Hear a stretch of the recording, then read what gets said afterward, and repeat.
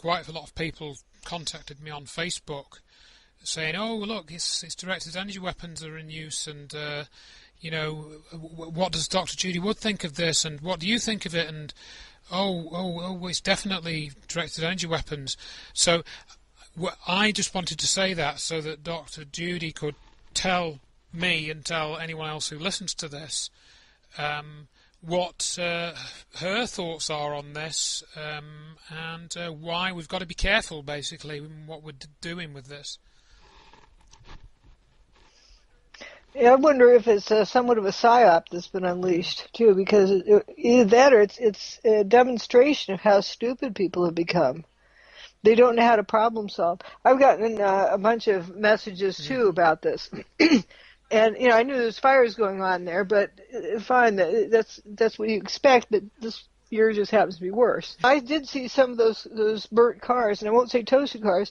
They're pictures like I use in my presentations to show the difference between what happened in New York City and normal car fires. And they're very different. Like you see, different colors. It looks like a calico kind of coloring. You remember the bus in New York City? How it was kind of uniform color. You didn't see scorch marks on it.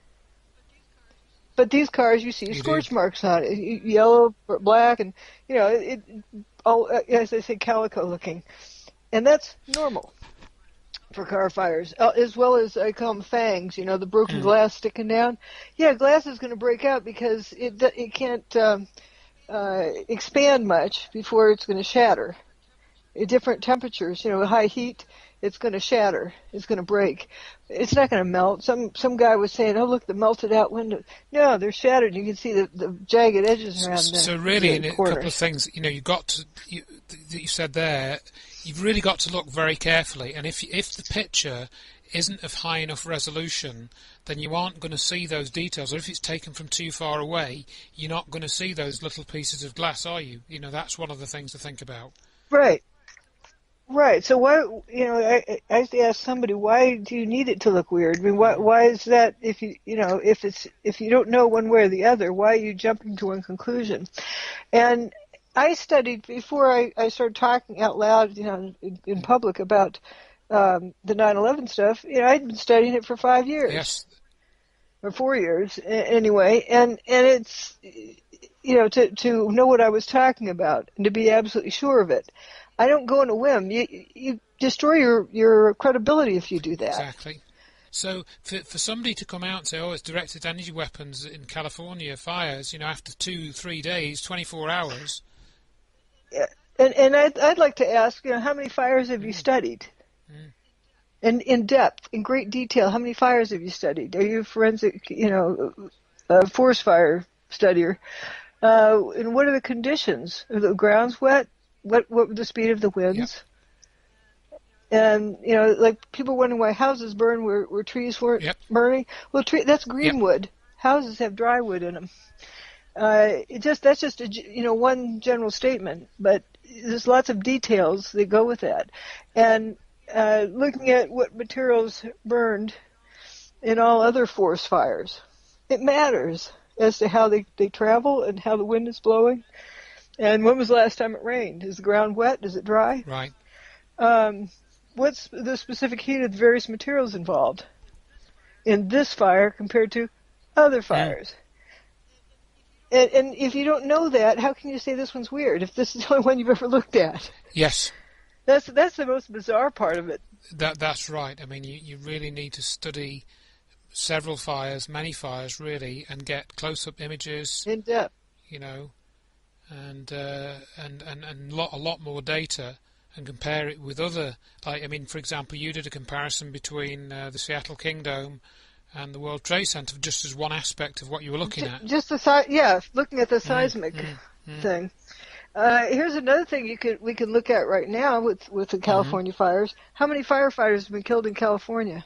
Right. Versus how many firefighters were killed in Manhattan, in New York City, in the World Trade Center?